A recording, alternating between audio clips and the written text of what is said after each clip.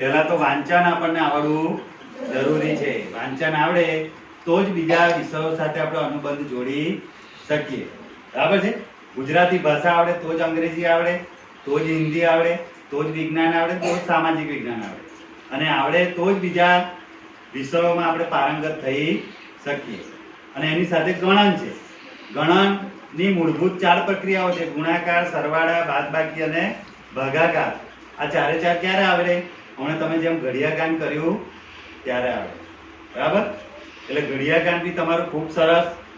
આજની પ્રાર્થના સંમેલનની તમામ પ્રવૃત્તિઓ દેખીને પણ ખૂબ સરસ આનંદ થયો. તમામ બાળકો અંદર ઇન્વોલ્વ થાય છે. એક બાળકીએ સરસ હિન્દી ભાષામાં આપણને વાર્તા કથન કર્યું. વાર્તા કથનમાં તમારી શાળામાંથી નંબર આવ્યો છે? આવ્યો? અચ્છા. એટલે રોજબરોજ વાર્તા કથનમાં જોડાવાનું. ઘણું બધું સાહિત્ય નિપુણ ભારત અંતર્ગત રાજ્ય કક્ષાએથી ઘણી બધી વાર્તાની પુસ્તિકાઓ તમારા સુધી પહોંચાડી છે. ઘેર લઈ જઈ ને એક પુસ્તિકા વાંચવાની. બરાબર ને? વાર્તા બધાને આવડતું જ હશે એવું મને તમારા મોઢા પરથી લાગે છે. હે ને? વાર્તા આવડે છે ને? હા. તો એનો લાભ લેવાનો. પરિશ્રમની વાત કરી આજે સુવિચારમાં. પરિશ્રમ એટલે શું? કહો જોઈએ, આંગળી ઊંચી કરો. પરિશ્રમ એટલે શું? કોણ કહેશે? પરિશ્રમ એ જ પારસમણી એવું કહેવાય છે. તો પરિશ્રમ એટલે શું? પરિશ્રમ એટલે મહેનત. શું? મહેનત કર્યા વગર ફળ મળે નહીં. એટલે અભ્યાસમાં પણ એવું છે. મેડમે સરે જે પણ કંઈ શીખવાડ્યું એ ઘેર જઈને એની ઉપર મહેનત કરવી પડે. પછી દફતર લઈ જઈને ખૂણામાં નાખી દો તો ચાલે નહીં.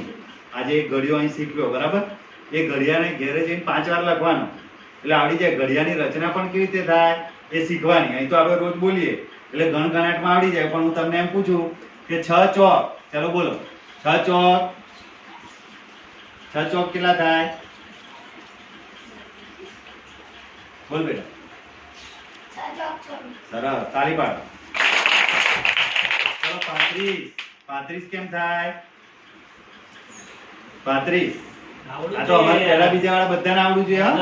બાળ વાટિકાના બાળકો આખા તાલુકામાં સાહેબ ચોક સુધીના અંકો ઓળખતા થઈ ગયા અને વાક્યોનો ફકરા વાંચતા થઈ ગયા. બાળ વાટિકા પહેલા બીજા કેટલા છે? 35 કીધું મેં. 35 હે ને? બોલજો બેટા. 35 પાછળ શું બોલશે? આગળ. સરસ, તાળી પાડો. કેટલા થાય? આગળ પાછળ 35. જોડે જોડે અંકો બોલો છો. પ્રાર્થના સભામાં રોજ એવું કરો. 10 + 1 11, 10 ને 2 12, 10 ને 3 એવી 30 ની લાઈન બોલો છો. 30 ને 1 બોલો જોડે.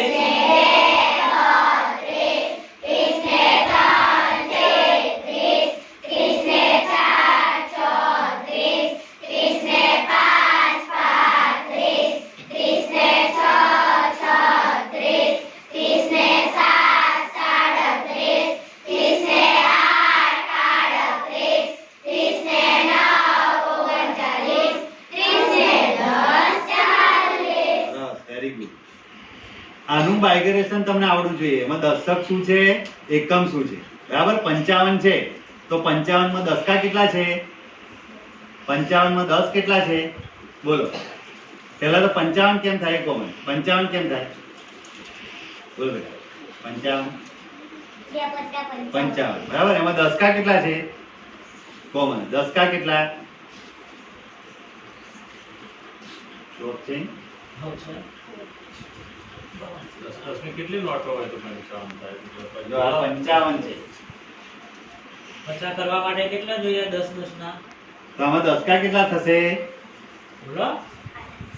સરસ. આ એકમ છે અને આ દશક છે. આ દશક એટલે કેટલા? 50.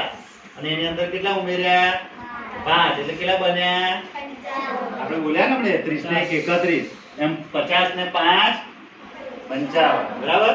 ચલો આમાં દશકા કેટલા છે? આમાં કેટલા દશકા?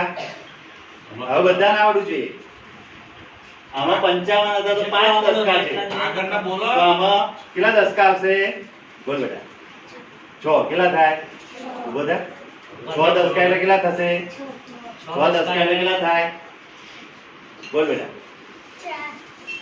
6 10 6 10 લઈએ તો કેટલા થાય 6 વાર 10 લઈએ તો 10 10 6 વાર ગણ સરસ તાલી પાડો કેટલા છે 60 એની અંદર છૂટા કેટલા છે 4 તો આ કેટલા થયા 64 થયા ને ચલો એવા આ કેટલા છે કેટલા છે 95 ચલો એમાં દસકા કેટલા છે કોણ કહેશે હવે બધાને આવડવું જોઈએ હા દસકા કેટલા બોલ બેટા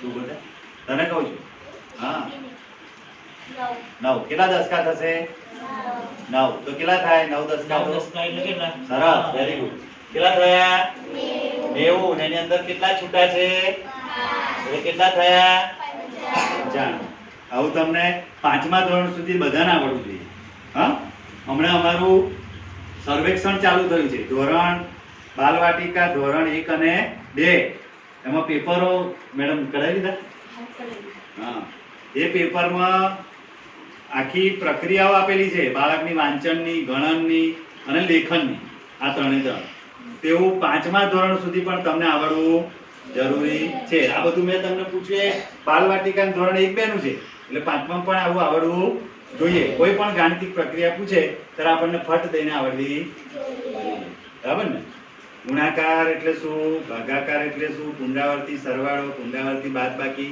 આજ આપણા અભ્યાસક્રમ NCERT ની બુક્સમાં છે એટલે તમને એટલો તો મિનિમમ ખ્યાલ આવવો જ જોઈએ એટલું આવડવું જ જોઈએ કેમ કે હવે આખા વિશ્વના બાળક સાથે આપણે ઊભું રહેવાનું છે હવે કોઈ પણ કોમ્પિટિટિવ એક્ઝામ તમે પાસ કરો તો તમને નોકરી મળે એવી છે 101 જણને નોકરી મળે એવી પરિસ્થિતિ છે અત્યારે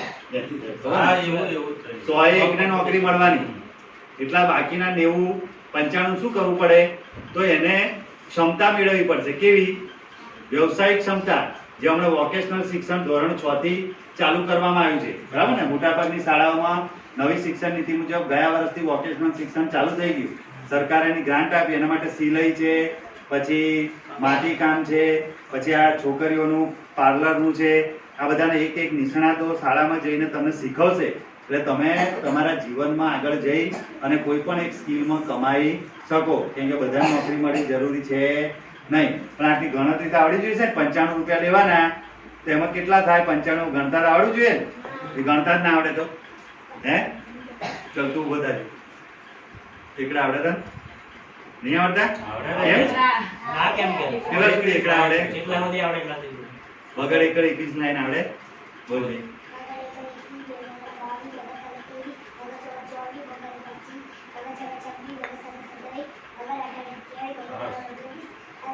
સરસ તાળી પાડો બધા મારો ફેવરેટ છે તારો વિડિયો હજુ મારી જોડે છે એકવાર માં આવ્યો તો ને એનો વિડિયો છે મારી જોડે એનો પપ્પા તો એમ જ